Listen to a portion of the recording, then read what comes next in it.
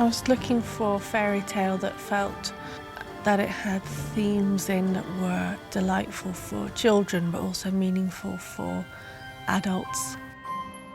Especially, I suppose, adults around the age I'm at now, those kind of childbearing years. And I wanted to make it with a connection and empathy and a sensitivity for, I suppose, every man and woman that's ever thought about having a child or longed for one, and knowing that that road of being able to have a family isn't as easy as we'd all like it to be sometimes.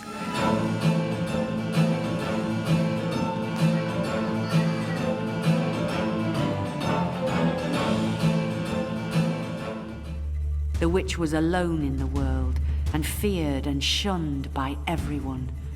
But she burned and yearned for a child of her own, like a bonfire longs for a match.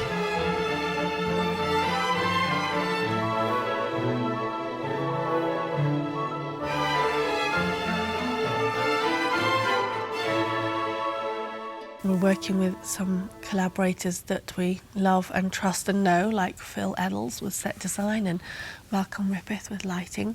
And then also new brilliant collaborations, such as with Carol Ann Duffy as scenario writer, and with, of course, Murray Gold's music and Michelle Clapton's costumes. So what we've had to do in terms of the choreography is to keep reinventing what we do to accommodate each precious, beautiful new invention that gets thrown to us by the collaborators, and unifying all those elements, which I think give a really enhanced, full experience for a family audience. The husband became very worried, and when she exclaimed that she would die unless she could taste the rampion from the witch's garden, he swore to her that he loved her so much that he would fetch her some, no matter what it cost.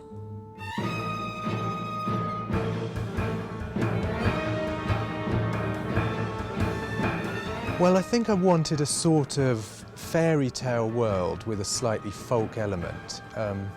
Where it's for children, I didn't want to be too precious about the music. I wanted it to be broad, emotional and melodic.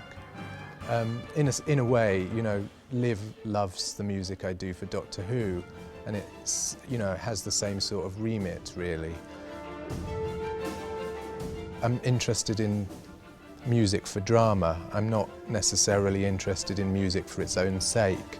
I want it to go alongside stories. I want it to chart the development of a character. You know, I want to see it rise at the end and reach sort of climaxes in the story. So that's what I've always been interested in.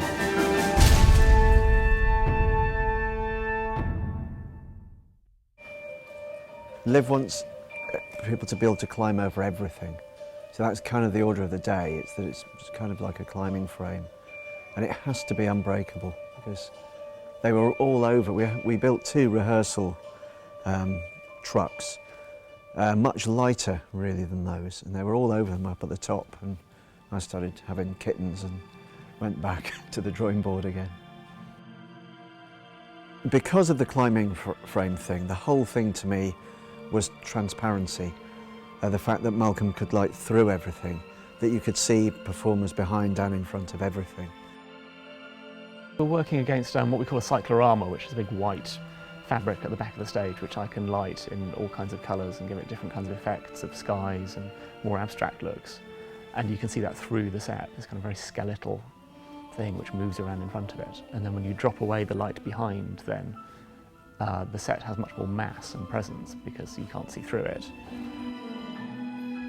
And also I can light through it and create all these shadows all over the back, which again is a third totally different look.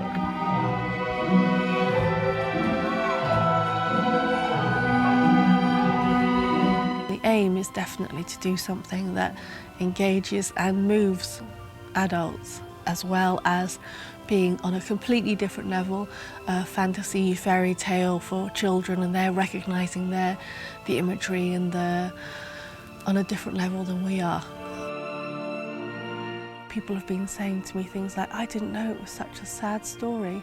And it is, and that's what attracted us to it, I think. There's a lot of depth and a lot of truth, just like the best fairy tales.